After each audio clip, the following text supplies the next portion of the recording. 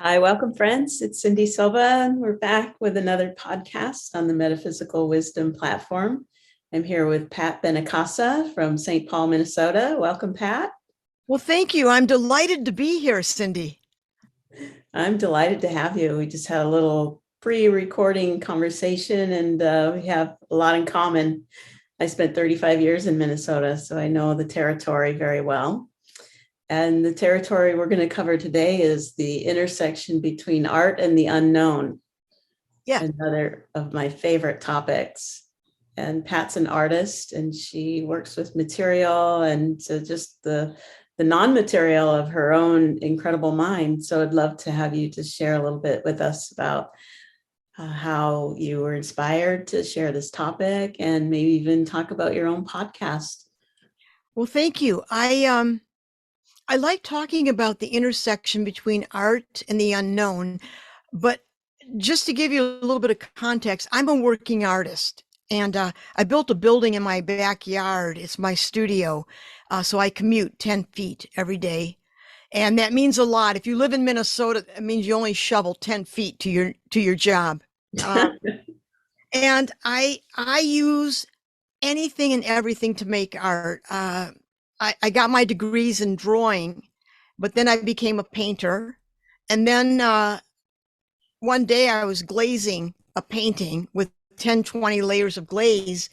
And I had a friend over. And I said, one of these days, I'm going to build the damn thing out of glaze.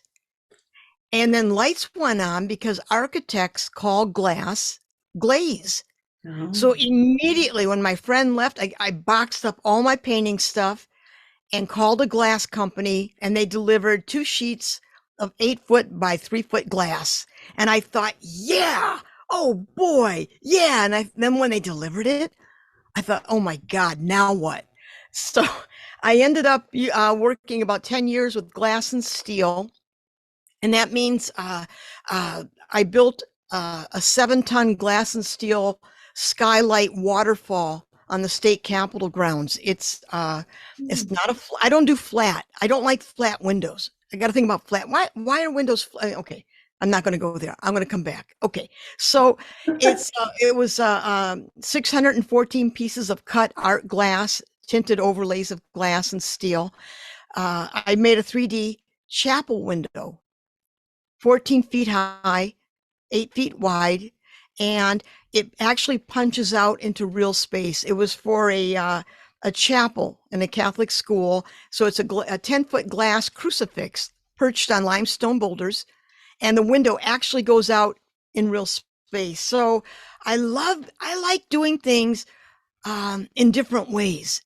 And so then after that, I just started working. I saw sheet metal one day. I thought, oh my God, that's a painting waiting to happen. So I did a whole series of industrial paintings of demolished work sites, and I painted them and I built them with wood pieces so they come off the flat surface.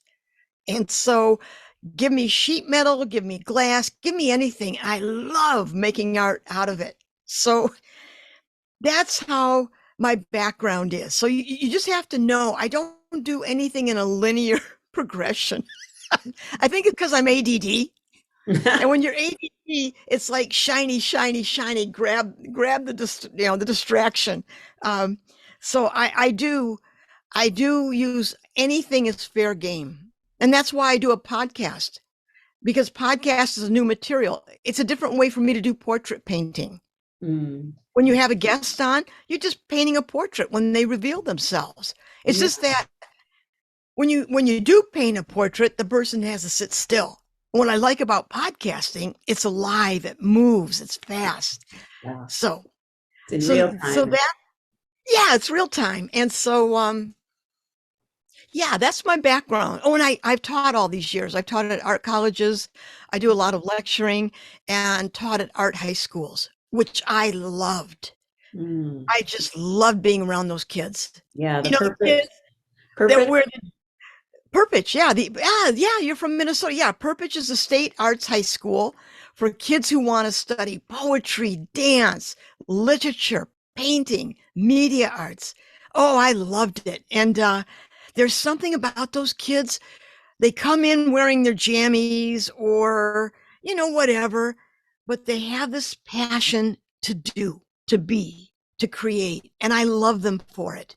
I Mm. just love them. I respect them so much. Yeah, So you probably see I love, yourself in them. Yeah, well, all that raw talent that you see.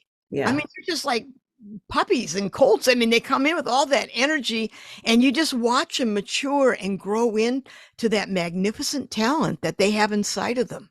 That yeah, that's really, well, you want to talk about making art. Oh, it doesn't get better than that. right. Watching a human come into their own, Yeah, yeah. creating the right environment for that. Yeah, a nurturing environment, a respectful environment. Yeah, Absolutely. yeah. Yeah. I just continue to create an environment around the creativity. Yeah, let the environment be molded by the creativity instead of trying to shape the creativity with the Oh, environment. oh no, no. We're not going to be shaping any creativity. It's Yeah, you're so right, Cyndi. It has to come from the inside out. From yeah, what in an organic kind of way, but if the environment is respectful and nurturing and demanding and rigorous and challenging, that's like planting seeds in a garden and watching these beautiful things grow. yeah. Yes, so there's a way that you prep for your podcast. I'm curious to hear about that since you spoke about it as a portrait. Okay, Let's so have it. all right, how do I say? Okay, as an artist, I came up that if you weren't in your studio, you weren't doing anything. Everything was like gauged around how productive you are, how many hours in the studio. And I left teaching about 2 years ago, and I really miss it. And friends would say, "Why don't you do a podcast?" I said, "What the hell do I know about podcasting? I mean, you got to be a podcaster, right?" You know, I didn't know. And I tried it out and I thought, oh, this is kind of fun. But what happened is when I started researching my guests, I research everything about their lives. If they wrote a book, I read it, I'm online, I spend a lot of time. But it doesn't make sense until I make a graphic image of their life. So every one of my guests, I've designed a poster about them and their life. And what happens, Cyndi, is that I start putting all this stuff together and I put it into the poster that I'm designing. And then when I'm done, I know exactly what to do with this person. I know what to ask. And so I thought, I need to make a poster. Well, of course you do. Of course you have to make a poster of your guests. Why wouldn't you? And so now I've done 26 episodes. And if you go on my site, I've got 26 images of all these wonderful different people. But, Oh, but, but as an artist, that's how I make sense of the world. If I can put it in an image, I get it. mm-hmm. That's how I relate to the world.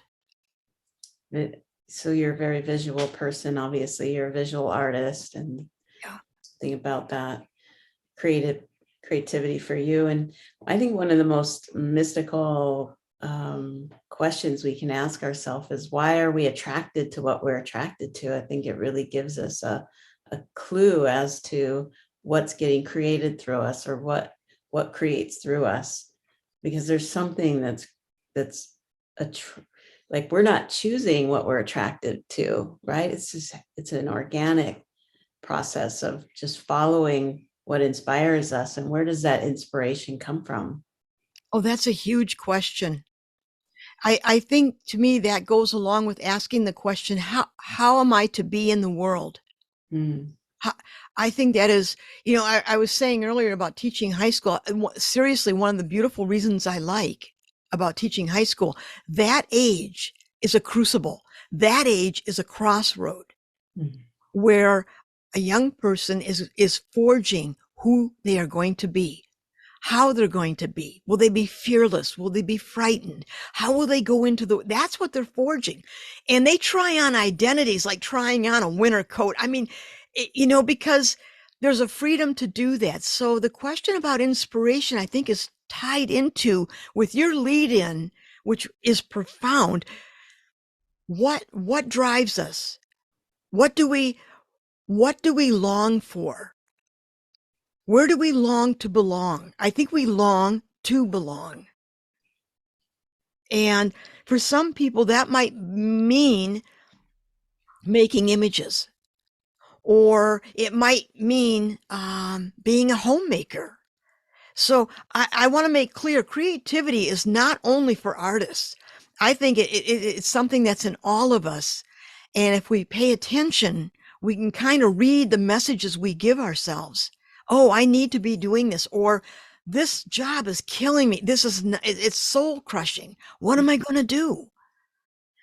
But it's that give and take conversation that we have with ourselves. Am I in, when I used to teach, the kids would go, "Uh-oh, she's going in the ADD car." I can go off track. I hope I didn't go off track with my answer to you. No, not at all. I mean, there's always threads you can pull to weave the conversation in. I just love, whatever comes up is part of the moment, right? And Yes. there's inspiration in what you're sharing that can lead us in a direction that there's something unknown wanting to be known. Yeah. So Yeah. I like that you can just kind of riff on whatever's coming up for you. Oh, yes. And in that, other questions emerge. And Yes. so yeah, in this, when you're talking about these kind of initiations in life, like puberty, high school, that sort of thing, it's like an initiation. And I think they're happening throughout our lives all the time. Yes. We're dying to who we were to become what's emerging as another expression. So I agree. I feel like art is not, it doesn't have to be a tangible form of art, No. but it's the freedom to express who we are is to be an artist. Yes. Yes. Yes. And to express ourselves freely, to speak freely, and to really find the way I do it with a relationship to something, to the unknown, is to follow the blocks and flows, like follow the synchronicities. If I'm moving in a direction that's creative and drawing something out of me that is a direction of growth and expansion, there's going to be synchronicities, there's going to be Yeah. coincidences.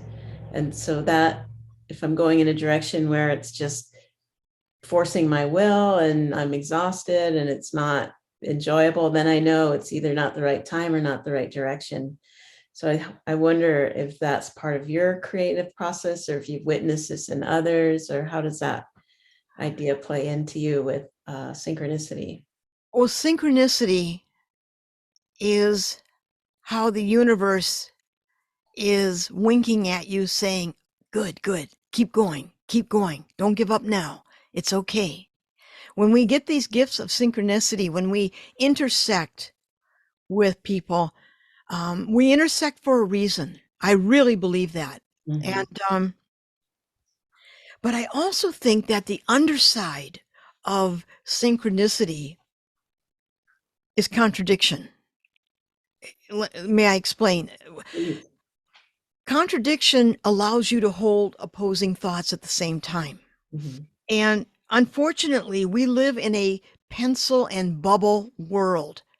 By that, I mean education and standardized testing for the last 30 years is a mill of putting kids through yes, no, black, white, color in, is it A, B, C, D? And that is, and teachers are sometimes forced to teach to the content of those tests. And what's happening with that, we're losing that magnificent gray area. We're losing the ability to entertain contradiction. Because I don't know about you, Cyndi, but things in my life are not black and white. They're not, I mean, there's so many nuances of gray, and gray's a gorgeous color. Oh my God. Grays that are warm, cool. I mean, okay. All right, come back. So contradiction is something that if we can hold those disconnected thoughts, that also means we can sit with discomfort of not knowing. If we can sit with discomfort of not knowing, I think that's when synchronicity is available, Mhm. because in a sense, it's allowing us to entertain mystery. But Mhm. when we're so busy choosing mastery over mystery, I think sometimes we just pull down the blind, shut the door, lock it, and make sure that nothing that we can't measure or weigh gets in. So synchronicity, oh my gosh. We all know when that's happened in our lives, it's a breathtaking moment. Mhm. It's just, I think it's a state of grace. Synchronicity is a state of grace. And I don't mean that in a religious sense. I mean that in a spiritual sense. Mhm. That's when all the planets align in the universe, and it just is a magnificent moment to be. Mhm. Mhm. Yeah. One of my favorite topics is paradox. Like you say, holding two opposing perspectives simultaneously is both true. Yeah. Yeah. Yeah. And then I know this feeling in me when you're speaking about hitting those points of threshold, where when you surrender to the unknown and realize you're kind of helpless with what you have available to what you know, that's like something you've experienced before, Oh, and yeah. that you know that there's something more wanting to be known, that has is the unknown Yeah. wanting to be known, and you surrender to it. Like Carl Sagan said, somewhere something incredible is waiting to be known. Oh, that's lovely. It's Yes. that letting go on that precipice, and leaning into the void and trusting. I think that's the main thing. As you're speaking, it makes me think of trusting life. Yeah, Yeah. that's what being And that relaxed. and that's hard. That is, as an artist, you kind of juggle between outcome and process. So as a younger artist, I go, oh, I got to make this, got to do this, 12 hours in the studio. I'm hammering away on a painting. And yeah, I got, as I've gotten older, I realized no, process, let go of the outcome, process. And how that works for me is that, again, as a younger artist, I do a lot of research when I do a painting. I can't just walk up to a canvas. I mean, I could, but I choose not to. So my industrial paintings, I spend hours looking at industrial sites, how they're made. I just look at them, the scale of them, all that. I just can't get enough of it. So if I were to do a painting, I have this idea for a painting. So I go up to the painting, I start laying it out, and I go, yeah, I'm going to do this painting and it's going to be X, Y, and Z. But what happens in the process, painting doesn't let me in. This always happens. I'll be a week, 2 weeks, it could be 4 weeks, a month before the painting lets me in. And what that means is I'm busy trying to tell this painting what it's going to be. Yeah.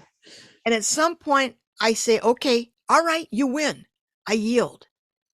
When you have that moment, you're working on it, and all of a sudden you think, oh my God, this is so much more interesting than anything I had in mind. All right, I'll settle down. Okay, show me what you want to be. Please take me with you. And so, um, I don't know, sometimes I get so willful, and then I get mad at myself saying, get the hell out of the way. Get out, let it be, let it be, So this dialogue is going in my head, and it's always magic when I step back and yield to it. Okay, painting, what must I do? Podcasting? Where am I going to go with it? What am I going to do with that? All right, I'll trust. Mhm. Because the bottom line for me as an artist, in all the years I've made out, 40 some years, I've always followed the idea. And when the idea said, put away the paints, take out the glass, I don't question it. I'm there. When the painting says, forget the glass, you're going to do sheet metal, I'm there. If I have to make a painting out of words and using microphones and interfaces and what have you, I'm there. Mhm. I love that you use the word idea there. When the idea says this, you do it. Because a lot of people have a hard time defining what that is, right? Like, is it the muse, the idea, the dreamer, the soul? Where does that idea come from? right? And you don't get kind of bogged down with trying to figure that out. You just follow it. I'm not interested in younger. I would have been. I'd take out a measuring tape. I'd want to measure it. I want to document it. I want to take it into the laboratory and hold it up and say, this is what's called an eye. Forget it.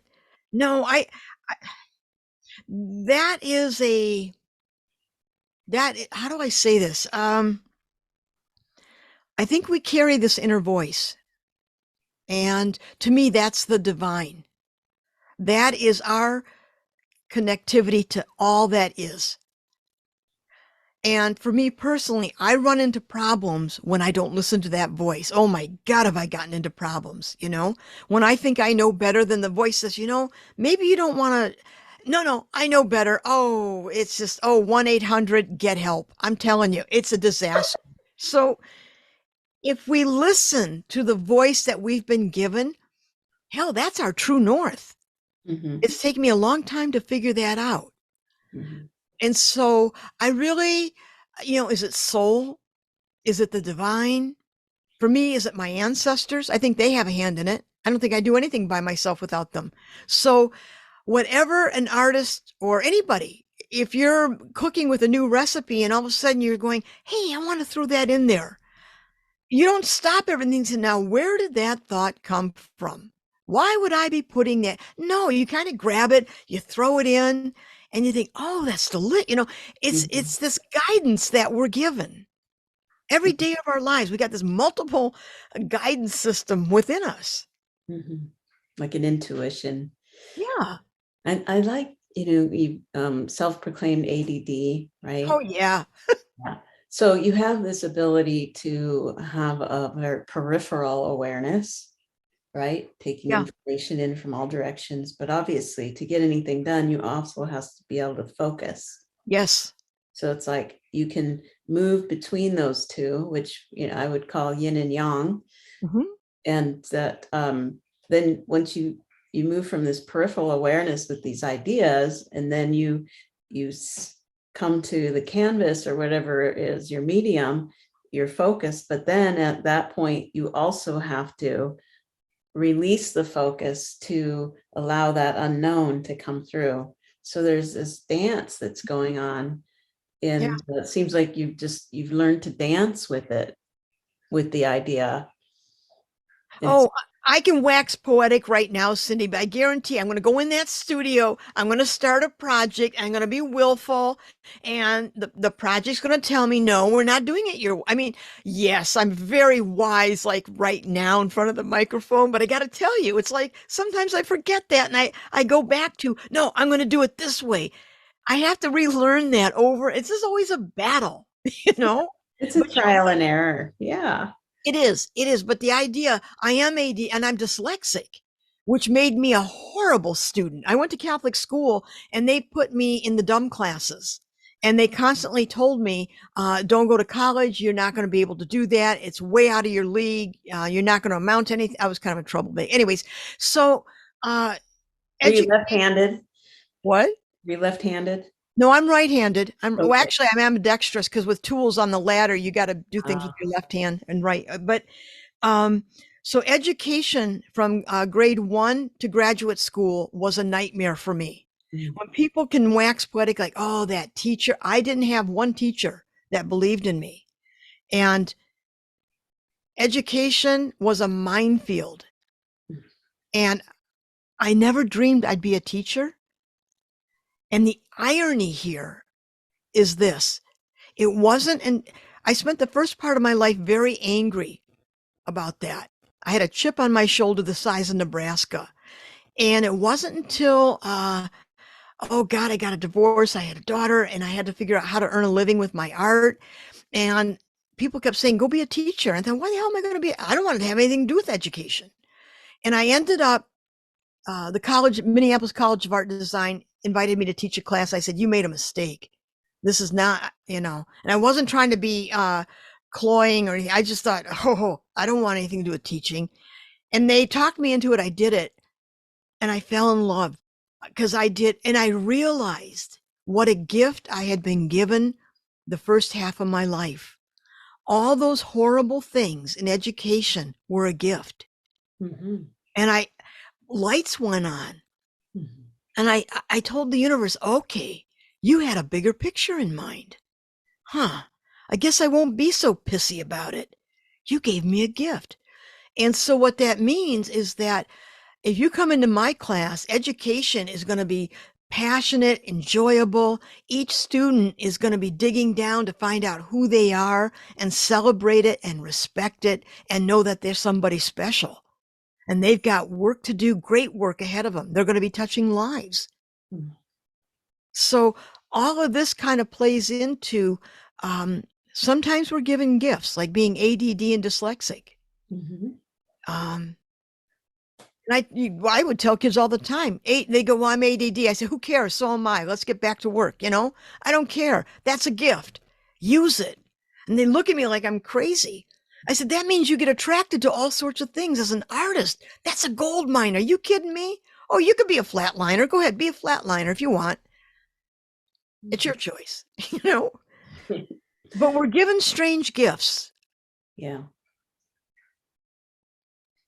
Yeah. It's so valuable, the perspective we have in hindsight. If we can look back at our life and recognize the pattern, Mm, yeah, yeah, and then we can see the thread that's been weaving through that pattern all our lives, guiding us to this moment and what's in front of us right now yeah, is just a continuation of that. yeah. Yeah, but we do get conditioned in our Oh, and belief system through the parents and educators that there's good and bad, and to be judgmental and to avoid things and seek other things. And life is really asking us to be open to what's here in the moment without judgment, and really be fully available. yeah, yeah, absolutely. Yeah, just in thinking about what our daughter applied and was accepted to Perpich, and Oh, okay. her writing, and she wasn't ready to leave home because she would have had to leave home and was like Yes. ninth grade, and Okay. because we lived, she wouldn't have been In able St. Cloud, to right? Yeah. say. So I'm yeah, that was always sad for me, but of course we gave her what she needed, which was to Yeah. be able to stay at home.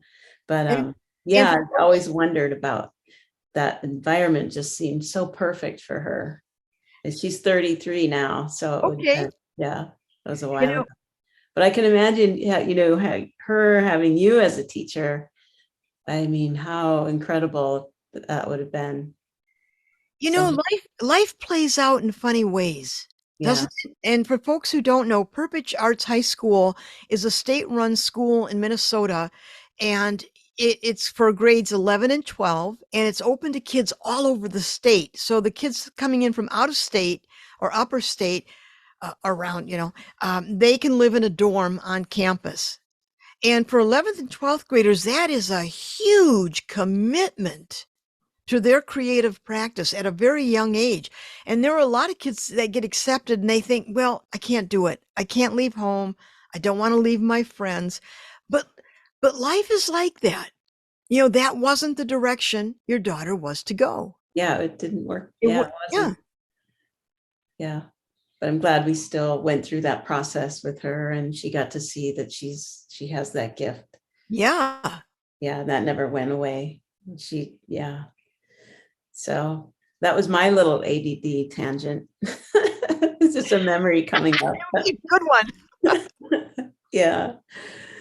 So yeah, I want to go back to what you said about artists. Like, you had this judgment about, if you're not in the studio painting, you're not being productive as an artist. But I see Yes. in myself as an artist, I'm not a visual artist. I used to do websites and things, so that Wow. was a visual artist expression. But that if I go out and hike or walk on the beach, that's part of the creative process for me. It's Yes. not any less or more productive, because the whole life is a creative expression, right? And Oh, whatever, absolutely. yeah, whatever gets produced by that is not separate. Like my relationships are part of my creativity, right? Or the creativity that's unfolding here, Yes. as well as anything I'm producing. So yeah, I think we kind of chop it up a little bit, creativity. And a lot of people I know don't feel like they're creative because they don't fit into the mold of artist. You Or know, that's an interesting way of putting it. I came up studying art in the 70s and 80s, and it was a regiment of everything was measured by productivity. You had to be in the studio. If you weren't in New York by the time you were 20 at a major gallery or museum, you were a failure. I mean, the pressure was just ridiculous. And I have to honestly say, it was also a very male model at that time. And so the expectation, like you do it like the boys did it, it was just expected. And um, it was it was just in the air. And so to prove that you were serious about your work, you had to spend more time in the studio, you had to do more things. And when you're trained like that, and you go into as soon as I came out of graduate school and moved to Minneapolis, I got a studio immediately downtown Minneapolis. But I was ingrained with that notion, that myopic notion, your worth is what you produce. mm-hmm, And it wasn't until years, many years later, someone said to me, what do you do? I said, I'm an artist and my life is my canvas. mm-hmm, And I heard myself say it. And you are so right, Cyndi, whether you walk on the beach, have a reflective moment, whatever we do, that is our creativity. It's a form of our expression. It's our way of being in the world. And it's magnificent. So I had to let go of that demanding, myopic, awful paradigm that it's only in the studio that things matter. No, everything matters. Everything, everything. and a lot of times artists will share that they were like writer's block or some kind of a block, and then they went and did something, stepped away, went and had an experience of a different sort, came back and made it, through that threshold, crossed over into the flow again. And it makes me realize there's a connection here to something I've been studying through the Flow Research Collective, the 4 stages of flow. Hmm. And the first stage is struggle.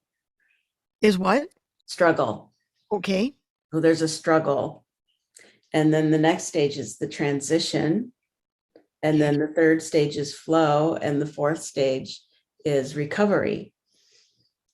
So I Nice. feel like that process is part of creativity, that you have a struggle, you're up against something, a limitation of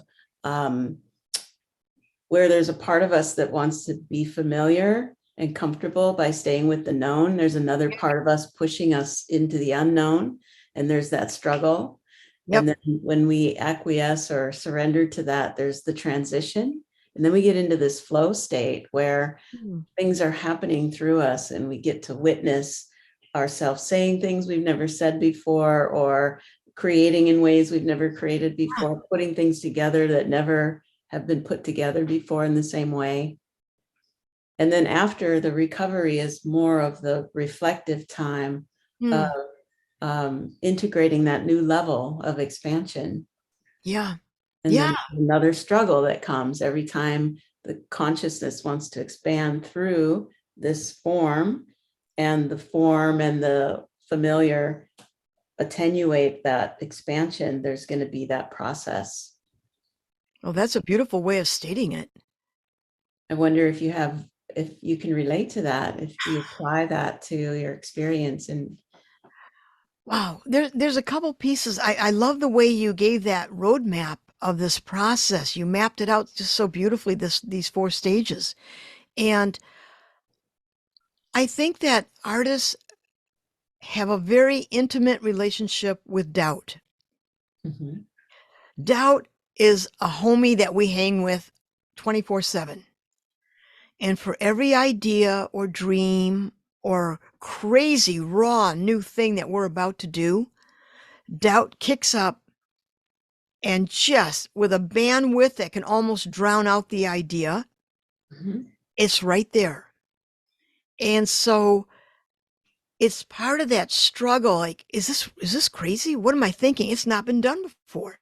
No one would do a three-dimensional skylight. It's supposed to be flat.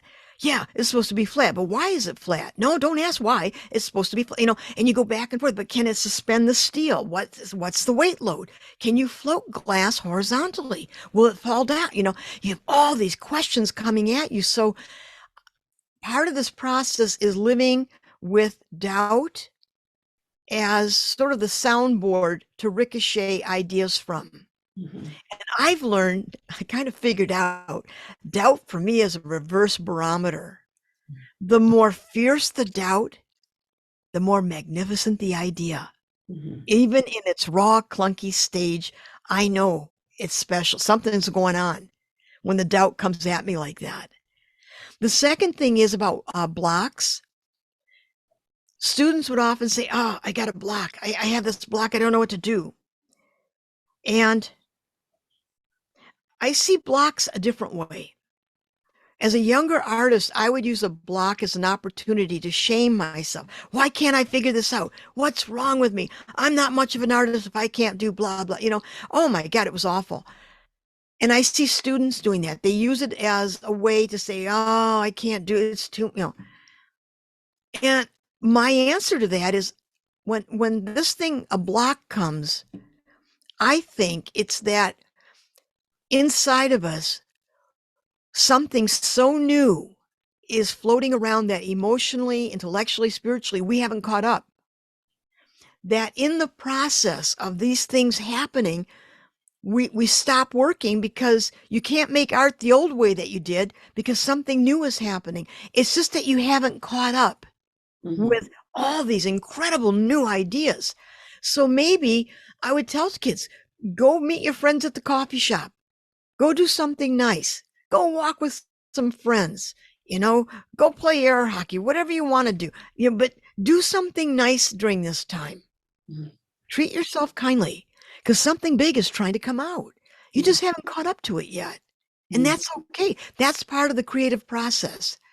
And the way I frame it that way is to negate shame. Shame is not part of any tool that any artist or any human being should ever have. Shame is crushing. Shame serves no purpose. It's anti-soul, anti-spirit when it goes into shame. So, yeah, like as an artist, you have to really learn about it's taking your ego out. This is not about shaming me. This is about an idea trying to give birth. This idea is trying to come out. Mhm. So be kind, let it come out. Maybe I'll go research something. So it's not about the block, it's about what's coming up. Mhm. Oh my God, you know? Yeah, that's beautiful. I think of that doubt and confusion are pressures. And when the Hmm. there's pressure, it means there's something bigger, a perspective bigger than what I currently hold, wanting to come in. And it's Yeah. putting pressure on this small bubble to penetrate that and allow new information in.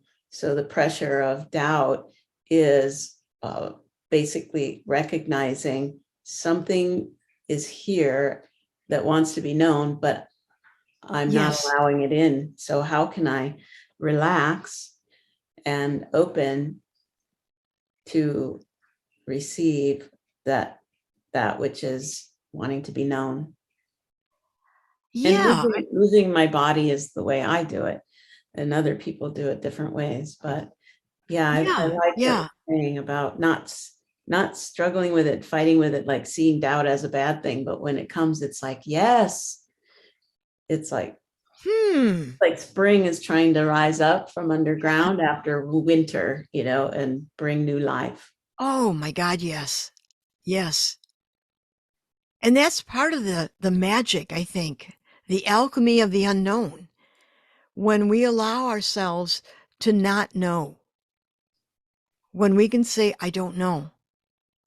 That's a mystery. I mean, we don't allow that in Western culture. You're supposed to know everything, be there, have answers, but there's something very, very spacious about saying, I don't know. When I look at a painting, I don't know where you're going. Just say it, own it. And it's a beautiful, it's very freeing. I don't know. Because in that I don't know, universes, multiverses begin to open in that moment. Yeah. Reminds me of another favorite quote I share often on this show is that consciousness is seeking a form that allows its fullest expression. Oh, yeah. So when we say we don't know, we're giving consciousness more bandwidth to reveal itself through us. Yeah. Yeah. Yeah. Yeah, absolutely. Yeah. So what are you creating right now? What's your current project? Something you would like to share with us about what's coming through you? Well, I finished doing a genealogical research of my paternal grandparents, and I was given a book of burned poetry in Italian. And when I started finding out why my grandfather had a book of burned poetry, one thing led to another, and out came two paintings of their lives with objects from their lives in the paintings. Hmm. And I had no idea I was going to do that. But when you do a genealogical search and you're an artist, what's going to happen? I mean, really, is it really that hard to figure out? But I didn't know. I was like researching and writing and putting all this together, Yeah. and there it was. And so the story of the book was that my grandfather lost his left arm. He worked on the Welland Canal. The Italians on my dad's side came into this country through Canada, and there was a lot of immigrant labor. So he worked on the Welland Canal, and he lost his left arm. And living in Canada at that time, there was how do I say this? When on the eve of World War II, when Mussolini declared that they were joining Germany in June of 1940, not even an hour after that announcement, the Royal Canadian Mounted Police went from door to door to Italian homes, just breaking, just coming in and searching the homes. My grandfather, with his one arm, took the book of poetry and he threw it in a wood burning stove Mhm. because he was afraid that they would see this something from the homeland. And then when they left, he pulled the book out. Mhm. And that was the beginning of my researching his life Mhm. and then my grandmother's life. So that's the thing about art. It can take you to places that you never dreamed of. Mhm. It's a way of realizing the world or making sense of the world physically, dimensionally, visually. And then fast forward right now, my creative practice is to do the podcast with poster designs of each guest. Um, as you know, there's a lot of work to doing these podcasts. Holy cow. So, as long as I'm creating art and doing this kind of thing, I'm very, very happy. Mm. You seem like a happy person. I'm chronically this way. It's a good way. It's a good way. And you're leading the way for others. Are you still teaching? I stopped teaching 2 years ago, but I did go back to Perpich last March and did a quarter. They called me and they said, "Come on back and teach."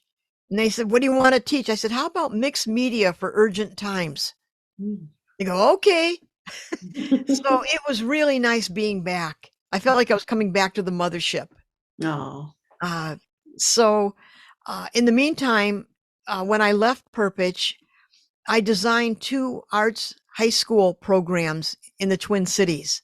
Mm. And so I like building things. I think I'm a sculptor at heart. So designing uh, the Performing Institute of Minnesota, PIM, Arts High School, and then St. Paul, the Conservatory in downtown St. Paul now has a visual arts program. So it was really fun, designing the space, designing the curriculum. Oh God, that's magic, man. That's just magic. So, but I do miss the classroom, and podcasting is as close as I'm going to get to it, I think. I do occasional lectures. I did a lecture at McAllister College a few months back. I like doing that. Yeah. So, yeah. Yeah. Well, you're very inspiring. Um, I have a friend who's a docent at the Minneapolis Institute of Art. Hmm. Um, but that wasn't what I was going to talk about. What, there's a thread here. It's like they come and go so fast with you, these ideas, don't they? Oh, I know what I was going to say. Like, okay, so just really stretching our perspective to see the bigger picture here, that if consciousness is seeking a form that allows its fullest expression, and the human being is that form, and that form is evolving, right? We're seeing that in yeah. the changes in the children. It's almost like they're a new species. They seem to be different. And I Hmm. wonder that, you being an educator and tracking these children, and particularly those on the leading edge of creativity, what are Hmm. you seeing in the changes in humanity through these children and Oh, young from people and their from creativity? my little vantage point, I would have to say one of the first things I noticed is that these kids speak fluent digital. They are born and raised on social media, and their whole life is about digital devices. Okay. And they think differently. Like my teaching, I started teaching in 92. I came late to it. And I saw changes every 2 or 3 years. I started seeing changes and more changes and more changes. And if I could encapsulate what I've noticed, I saw more and more kids on medications for ADHD. When I first started teaching, out of a class of 20, maybe you had 3 kids, you know, uh, on medication for something. And I left teaching, 2 years ago? I think, 2018, 19? Okay. By that time, if I had a class of 20, I probably had 16 kids on some form of medication. Oh, Okay. That's one thing I noticed. I noticed things like panic attacks, that children were having panic attacks, and that there were things that we called triggers. And that became the lexicon for educators, that when you talk about something, you say, wait a minute, I want to talk about this, but for those of you that this is a trigger, it changed. It changed. The other thing I noticed is that when art classes, you do a still life. I would spend like the morning putting together this really elaborate still life. And when kids would come in to do drawing, this generation would take their phones and start taking pictures and draw from the picture on the phone. Now, the first time that happened, I almost had cardiac arrest. I mean, I'm gasping mentally, but one of the things I've really learned is not to be reactive. So I asked, what is it about taking the picture? Why would you not want to draw straight on? Tell me, what do you see? Well, to them, everything is on that, their life is on that screen. Why would they not take a picture of it? And so their neurons are firing based on all this social media and computer time development. And I'm not saying a lamentation like, oh no, what have we got? No, they're firing differently. Mhm. And it's our job as educators to meet those kids where they are. Mhm. I've got to find ways. So what I did, I started changing the way I talked and lectured. If it took me 5 minutes to get to the point, now it's meal in a minute, man. I start it, I get to the point, I show the examples, bang, bang, bang. I think they did studies where people have like 2 to 3 seconds on a website before they click off. Yeah. Adults too. Right. You've gone to a website before you even cognizantly read, you're off. Yeah, Okay. it's less than the attention span of a goldfish. Exactly. Exactly. So these kids have that kind of thing. So we have to meet them where they are. So there has to be different kind of modalities of education. Like we're using a 100-year paradigm when you think about it. All the chairs lined up, teacher talking, pointing to the board. Who the hell does that? In my classroom, we put the chairs in the circle or the easels. I was constantly changing, and teenagers hate change. They come in, oh, you changed the room again. Yeah, get used to it. Go over there. Let's get working. They You change things up. You got to keep it fresh. You got to keep it going. Mm-hmm. And they're also in some ways more savvy because they're exposed to all this information, but developmentally, they're still kids. Mm-hmm. I don't give a rip how savvy they are, and they're still age appropriate. Mm-hmm. So you can't be bamboozled by that. Emotionally. Emotionally, they're still kids. Mm-hmm. I've had kids so enormously had more talent in their little finger than I ever would. I mean, it's just mind-boggling. But developmentally, they're still kids, and they need structure, and they need guidance, and they need, this positive, challenging, rigorous kind of environment. Mm-hmm. So that's the picture I see. And also, these kids, what I love about them, this generation, they're on the gender frontier. These kids are questioning stuff. Mm-hmm. Oh, I love them for that. The kids I like the best were the biggest pains in the ass. I'm just going to tell you, I love those kids. I just loved them. You would have When loved some, my daughter. was she one of those kids? Yeah. Oh, I love those kids. They're brilliant. They're Yeah. questioning, and that fire hasn't been taken out of them. And so this generation, they're questioning clothing, like the genderizing of clothing, binary, all that, all these little things these little rules. You were saying earlier about how the world sets up these rules for us. Well, these kids are coming along and say, wait a minute, why, if a guy wants to wear a dress, who cares? What's your problem? Yeah. They're on the gender frontier. They're open about fairness. I'm generalizing, okay? I'm in arts high schools. So now that's not across the board. I'm just saying the students that I've come in contact with, Yeah. they have a sense of they want to do something with their lives, Mm-hmm. and they don't like the way things are. The way they talk about climate change and stuff. These kids are active, and I look at them and I just think, okay, we'll be all right. We'll be all right. It's okay. But they're going to do it their way, which is not our way. Right. They're going to find different ways of doing things that, we'll just scratch our head saying, huh? What? Yeah. Well, I'm grateful for you and people like you who are in that space of nurturing these children, because I see it from a perspective of genetics where anthropologically we're being replaced, right? We're always being replaced. Every generation replaces the other. But this is different in that these kids are not like us, right? Like they think differently, they see the world differently. And like you say, they're very advanced, but very vulnerable. Yes. Emotionally, they're very sensitive. Extremely. And they're coming into a world that's harsh. And Yeah. if they don't have someone like you who can recognize their talent and their vulnerability and create a right environment for them, there's a high rate of suicide among these children. Oh, yes. Yes.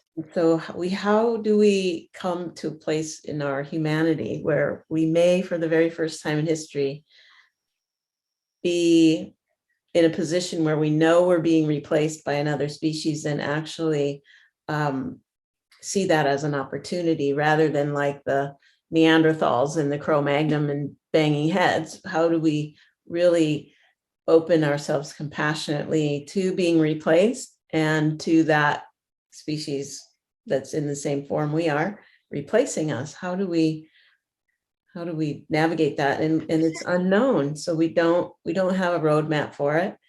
But like people like yourself, you came into the world different, and you had your trial and error and experiences, and then you fortunately found who you are and are expressing yourself and being rewarded for it. And now you're able to, because you've embodied that, you're able to hold space for others to go through that process. And I just really want to acknowledge you for that and hope that there's more people like you in the school systems. Oh, they are. There's wonderful teachers out there. I'm in awe of those teachers and the job that they do. Mm-hmm. That's great. That's good to hear. Oh, yeah, they're there. So I want to talk about sensitivity, since that got brought up. And I feel like maybe people that are attracted to art schools and art in general are more sensitive, meaning not weak. Obviously, that's not what I'm talking about, but open, porous, Yeah. receptive, taking in more information than most because of our porousness. And that can be overwhelming on the nervous system, and we can develop health challenges and just be feel shamed about that. Mm-hmm. So how do we navigate that sensitivity? Because it is a gift, and when we're in right relationship with our sensitivity, we can share our gift with Yeah. others. But when we feel victimized by it, then we don't see the value in being sensitive, and we create a hard kind of armor around us. You Boy, had that experience, so I'd that's, love to. wow. Yikes. You have about 5 hours. Um, We can carry this on into other conversations, but whatever's well, right in the moment. okay. I always joke with students that artists are the most sensitive people. We take it on the chin. We feel everything. And we're terrified of rejection. Mm-hmm. So what field do we choose? A field that is predicated on rejection. And this is the God's truth. I could paper all the walls in my house and studio with the rejections I've gotten. I can. And I would say that to students, that rejection is part of who we are. So let's build a different frame of reference around it. Mm. Number one, you and you alone are the guardian and caretaker of your magnificent talents and gifts. Nobody cares about it like you. And you are the voice for that tender, beautiful world vision that you have deep inside of you. So take good care of it. Number two, rejections come not because you're a bad artist. It might mean that the curator was looking for a certain type of art and your art didn't fit the bill. What if we flip the narrative? A rejection is, I'm going to say it, don't personalize it. Because once you do, because I did, when I would get rejection, I would sit in my hours in my studio saying, my work's not good enough. My work's not good enough. What am I going to do? Now I know if I get a rejection, no, that's, I curse a lot. Okay. But once I get that off my, off my chest, then I say, okay, I let it go because I know I am an artist.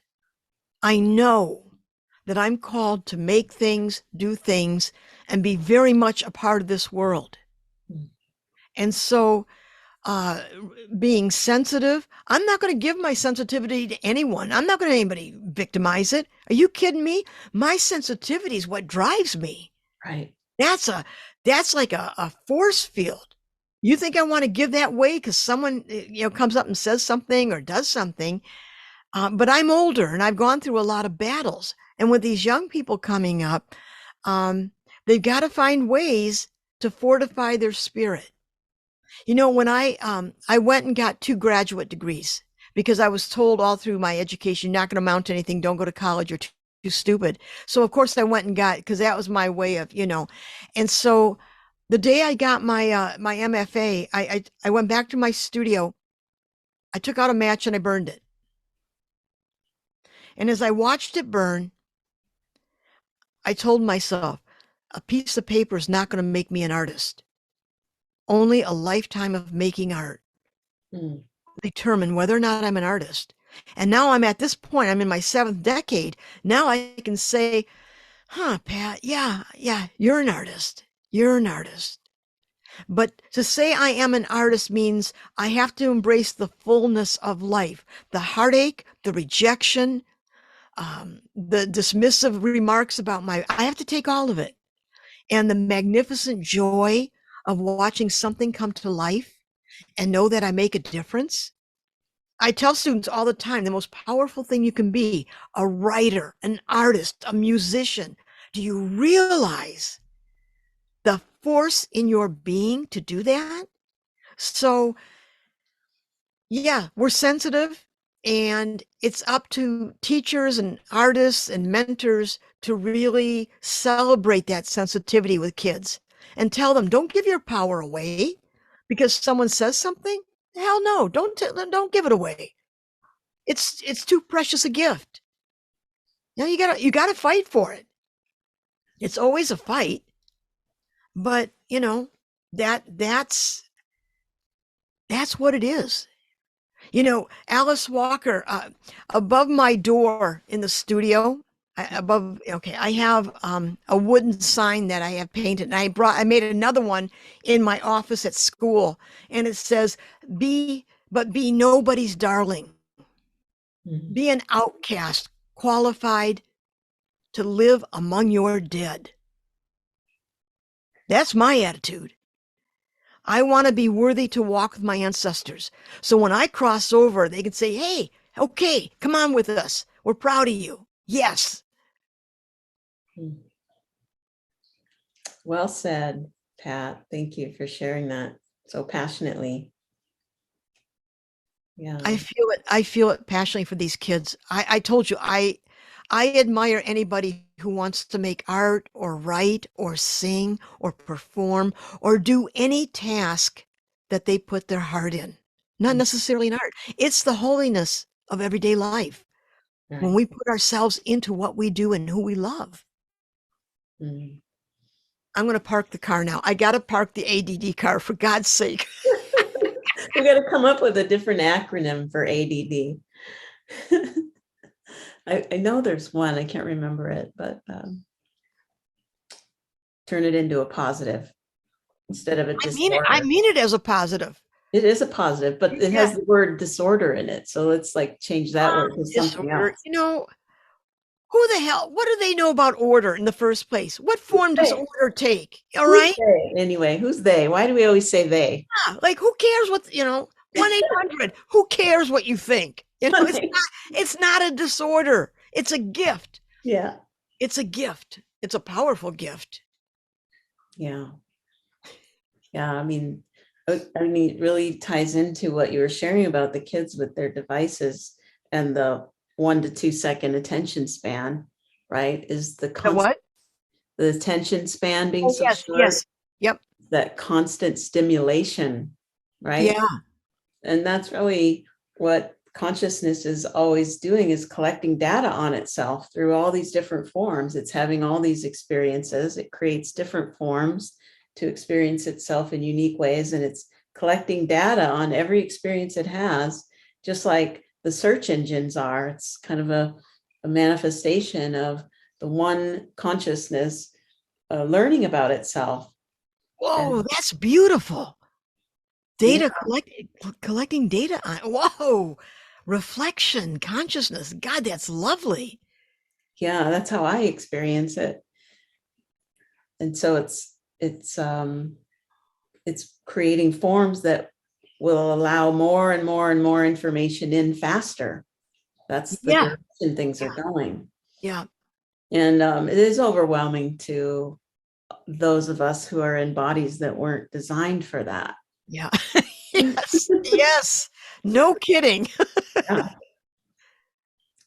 So that yeah, it's fun to talk with you. Thank you so much for sharing yourself so openly, and you know, keep you just have kept on, regardless of the challenges and setbacks. You had this um I don't know if it's a formidable energy or just this persistence, all of it.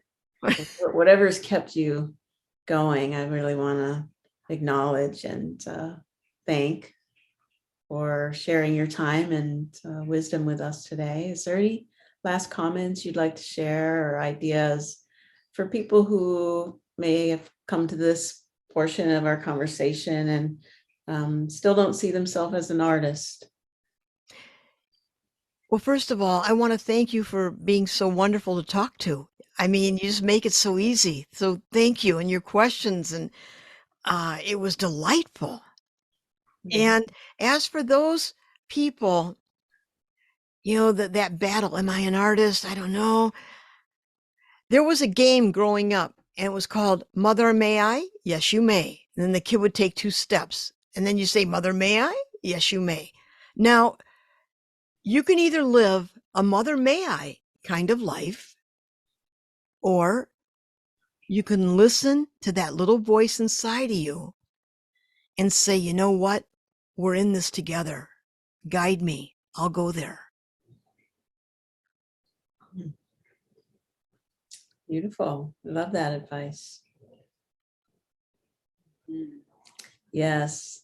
And turning towards the guidance and Yeah.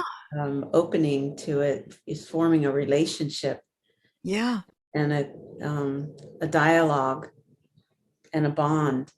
Yes. And eventually you can lean into that relationship and trust it because you can see through the patterns that it's always been there for you your whole life. It's Yes. just that we haven't always had the guidance to listen to that. We've been conditioned to look outside of ourselves for approval Yeah. and guidance. And you're just taking us back home to ourselves with that invitation. So, If I could just say, I was thinking about that, and I wrote something one time that my vision has edges to it.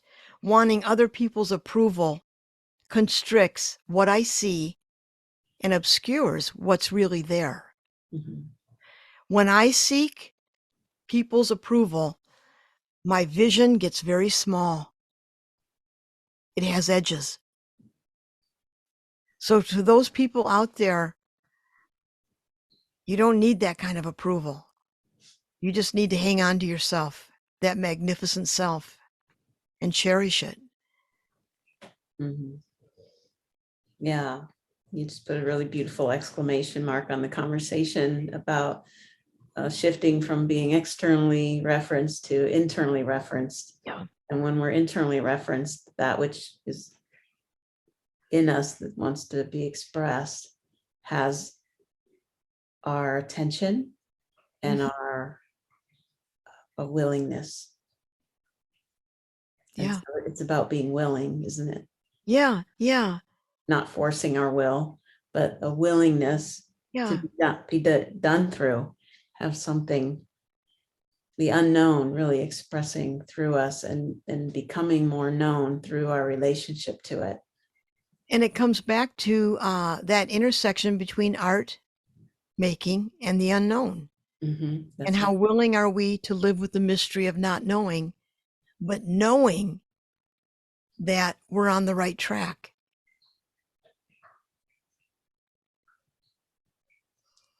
Yeah. Knowing that we don't know, at the same time, not knowing that we do know on another level. Yeah. That You know, paradox.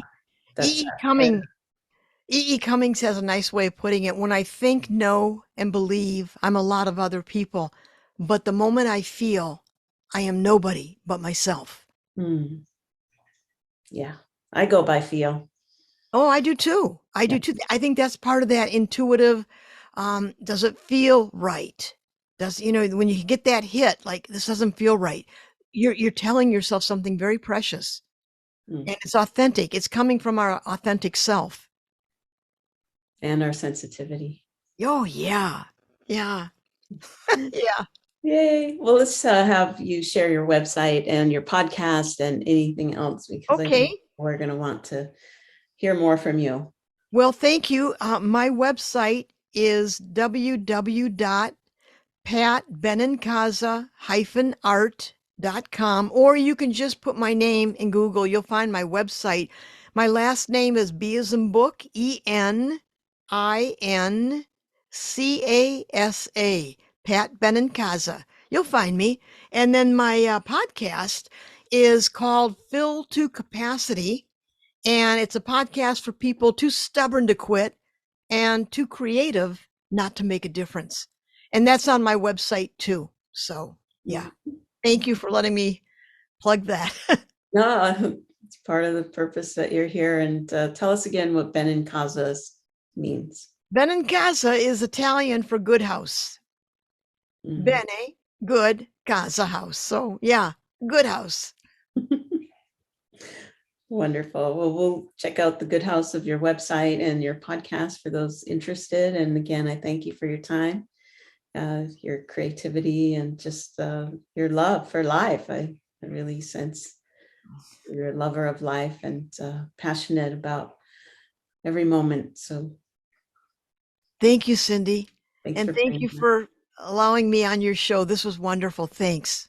here. It was fun for me Bye. too. Thank you to everyone for tuning in. And until next time, bye for now.